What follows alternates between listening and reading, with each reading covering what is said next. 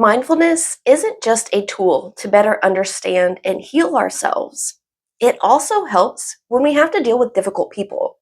We can be calm and grounded, and we still have that passive aggressive coworker or a boss who doesn't communicate clearly or a family that pushes our buttons.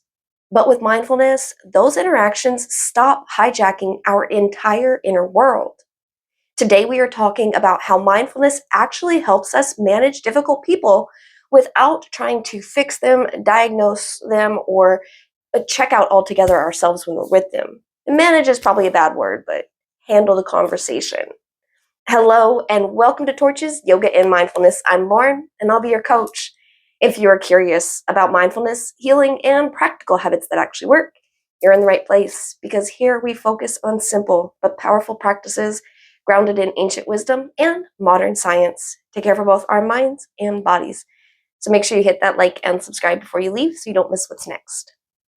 Us practicing mindfulness doesn't mean that those around us absorb that or that our level of demeanor will impact how they treat us. And it definitely doesn't mean bad days don't happen. What mindfulness does change is how these difficult interactions actually impact us or weigh on us.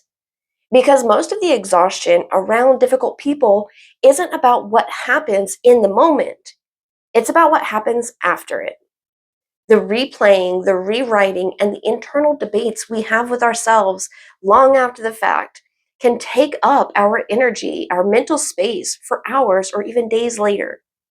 Before we get into these science practices and perspective shifts, I do want to be very clear about some things. You cannot mindful your way out of a bad situation. Mindfulness is not an endurance training for mistreatment, and it's not emotional flexibility to appease someone else's dysfunction. Relationships, romantic or otherwise, require effort from both sides. Though awareness can open our eyes to see the repeating patterns in our relationships, it does not replace mutual responsibility. And this difference matters because this means it's not going to help us to tolerate something that actually needs to be addressed, changed, or limited. Okay, but going on. So, from a psychological standpoint, difficult interactions activate these same systems involved in our threat response. When someone is unpredictable, critical, manipulative, dismissive, or emotionally volatile, our nervous systems, they don't experience that as just a conversation. It experiences it as a risk. So this triggers in us increased sympathetic nervous system activation, elevated levels of cortisol and adrenaline, narrowed attention, faster pattern matching, and threat scanning. And we also have a reduced access to the reflective, flexible thinking areas in our brain. In other words, our body prepares to protect. This is why you can logically understand that someone is projecting on you. They're stressed about their own thing, and we still feel shaken, defensive, or hijacked afterwards.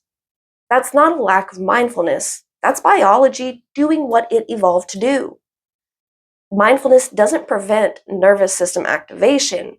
It changes our relationship to it, and it gives us the ability to notice when we are escalating internally, maybe personalizing their behavior, and when we're trying to control outcomes that aren't even ours to manage.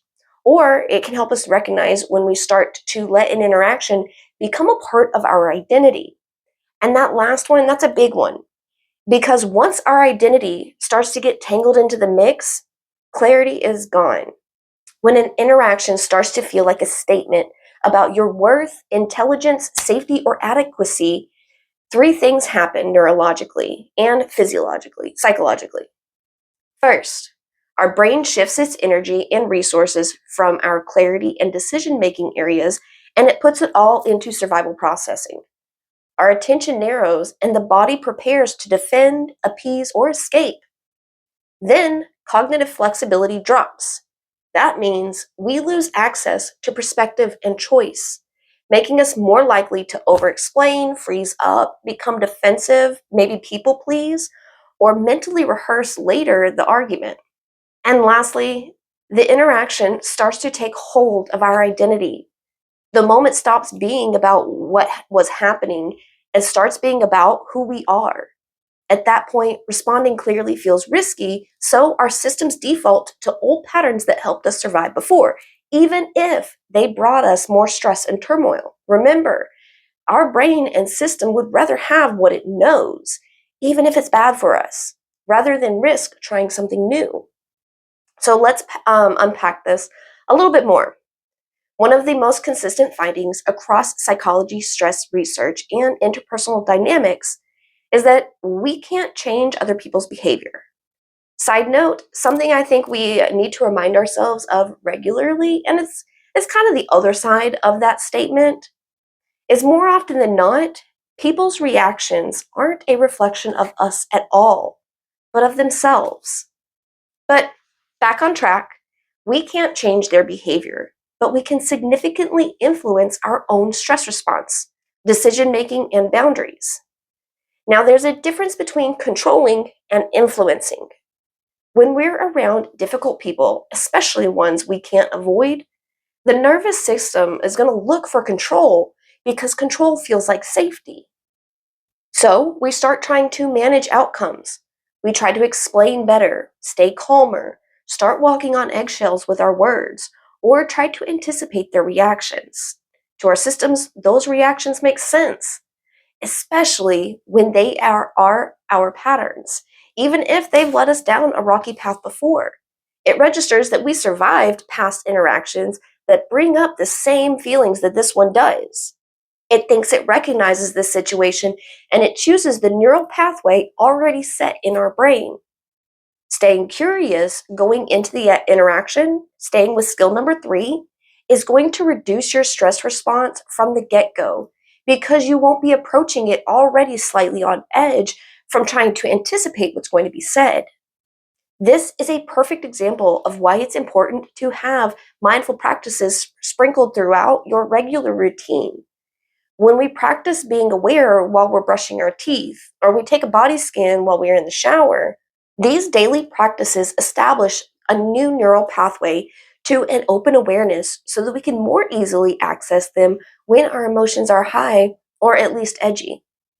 But when we start trying to anticipate or say just the right words, this is a stress response that actually shows up a lot in chronic stress and burnout research.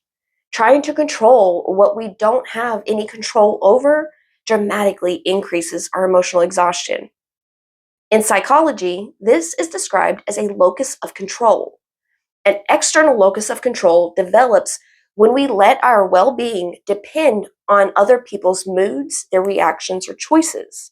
An internal locus of control is when our sense of agency stays rooted in what we can actually manage. Mindfulness practices help us strengthen that internal locus, not by making us passive, but by giving us clarity on where our influence ends. We can choose to influence our attention with what we focus on, what we ruminate on, and what we let play on loop after the conversation. We can choose to influence our sympathetic nervous system. If it gets activated, we can take a pause, take a deep breath, or even step away. We can choose to influence our communication, not to control the outcomes, but to stay aligned with our values, clarity, and limits. We can choose how we participate in their interaction. And I say choose here because only when we take a mindful pause do we open the door to choice and step out of reaction. And by having those daily mindful living practices that I'm always talking about, if a difficult interaction is starting up, you'll better be able to access that pause, that breath, that moment to regain your choice. And mindfulness helps us notice when we've crossed from influence, which is regulation, to control, which is a stress response. It's that moment when we realize we're not just trying to communicate anymore, but trying to manage their response or prevent discomfort. When mindfulness is present, that moment becomes visible. And when it's visible, we get choice. Influence doesn't mean the other person changes, but we stop leaking our energy and they can't bait us anymore. Not because we get detached, but because we're anchored. We stop over explaining, stop rehearsing, stop replaying, and chasing closure that requires their participation, because you're not going to get it. When we let go of that urge to control, our nervous system settles faster, thinking becomes clearer, decisions feel less reactive, and our sense of self stays intact. Mindfully approaching interactions doesn't start with communication techniques. It starts with regulation, observation, and grounding. So, of course, I have some mindful living practices today to support you in staying rooted in influence instead of control. Practice number 1 is to regulate first, respond second. When you feel activated around difficult people, the first step is to get our systems back in check. Exhale longer than your inhale. Drop your attention to your feet or your seat. Try to relax your jaw, shoulders, or hands. And slow your words and speech down just a tad, like 20%. This will signal safety to our nervous system and restores access to our higher cognitive functioning. You're not calming down to be more agreeable with them. You're regulating so that you can remain choiceful. After we're regulated, we move on to practice number 2, observing without absorbing. Mindfulness teaches us to observe internal experience without immediately acting on it. So in the moment, drop your attention to your body. Notice if there are anything rising emotions like anger, fear, or urgency. Name them silently. Then allow the feeling to move through without expression or suppression. Emotions pass when they aren't fed by our narrative. A study actually found that the chemical reaction that's our emotions, that fight or flight, that it triggers, it only takes 90 seconds to rise and fade unless we feed it with our commentary. All right, moving on to practice number 4. Are we on 4 or 3? Clear, boundaried communication. Mindful communication is calm, neutral, and precise. Maybe that sounds like telling the other person, I'm not available for this conversation right now. Or maybe try, I'm open to discussing this when it's respectful. Or clearly stating, this doesn't work for me. Even letting them know you're going to take a pause and come back to this. These aren't aggressive statements, they're regulating. And practice number 5 is to take strategic distance and breaks. If an interaction becomes overwhelming, removing yourself is an absolutely valid practice. Taking space allows our nervous system to reset and prevents reactive reinforcement. In that time, we also have an opportunity to consider where our values lie with this person or this situation. And we can root in that value when we return to the conversation, not to pre-plan what we'll say, but to ensure in the moment our words don't cause us further grief. A break is not avoidance when it restores our clarity.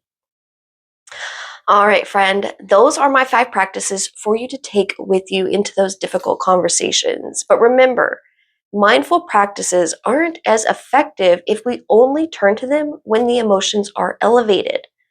Our daily practices in the small moments make the real changes. Over time, mindfulness shifts the question from how do I make this person easier to deal with to how much access does this person have to me?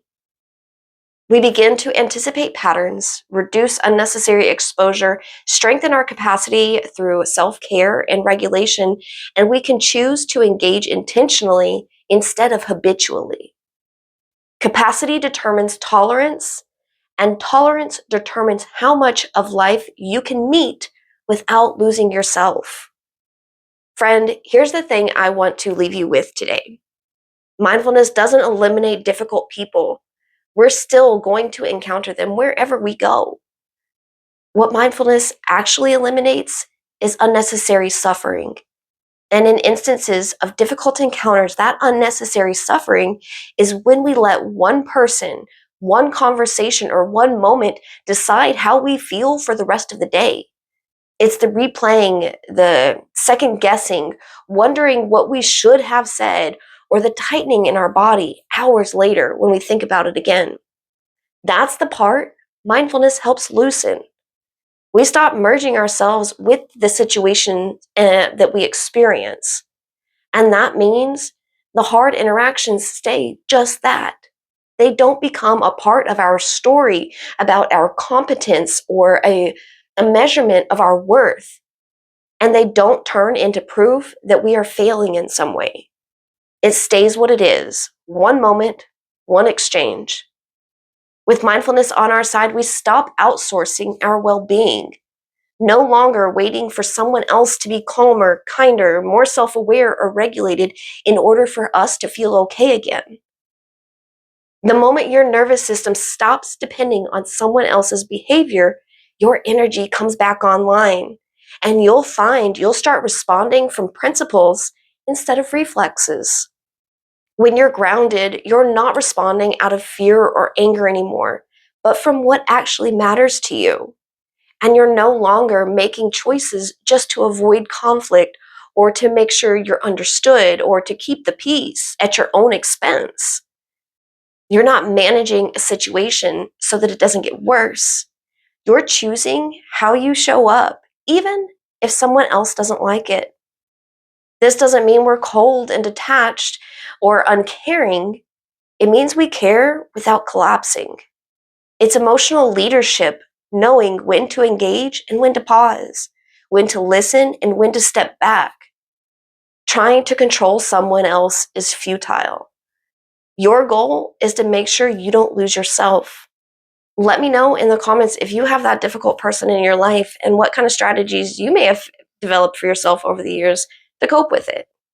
All right, my friend, thank you so much for sharing a piece of your day with me. Stay present, stay kind to yourself, and I will see you soon.